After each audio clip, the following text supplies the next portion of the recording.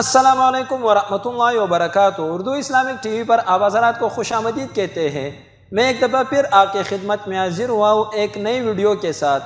آج کا ہمارا موضوع ہے نکاح کی بہت ہی اہم مسئلہ کے بارے میں۔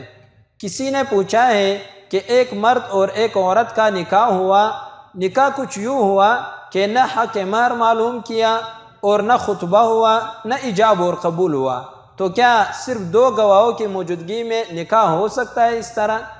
تو جی بالکل اس طرح نکاح نہیں ہو سکتا۔ نکاح کا جو سب سے اہم شرط ہے وہ ہے ایجاب اور قبول۔ جو نہ ایجاب اور قبول تھا، نہ حق مہر تھا اور نہ خطبہ تھا، تو اس طرح نکاح کرنا بالکل جائز نہیں ہے، بالکل نکاح ہوتا ہی نہیں ہے۔ نکاح کے جو شرائط ہے وہ دو گواہ ہے اور ساتھ میں حق مہر ہے اور اسی طرح خطبہ اور ایجاب اور قبول۔ تو جب صرف آپ نے دو گواہ لائے، باقی نہ ایجاب اور قبول ہوا اور نہ حق مہر رکھا اور نہ خطبہ ہوا، تو اس طرح بالکل نکاح جائز ہی نہیں ہے، بالکل نکاح ہوتا ہی نہیں ہے۔ نکاح تب ہوتا ہے جس میں ایجاب اور قبول ہو اور ساتھ میں جو ہے حق مہر ہو اور اسی طرح خطبہ ہو، خطبے کے ساتھ دو گواہوں کے درمیان ہو یہ نکاح، تب یہ نکاح ہوتا ہے۔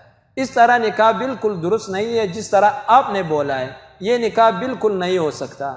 امید ہے آپ حضرات کو ہماری ویڈیو پسند آئی ہوگی۔ تب تک کے لیے اجازت دیجیے، پھر ایک اور نئی ویڈیو کے ساتھ ملاقات ہوگی۔ اللہ حافظ۔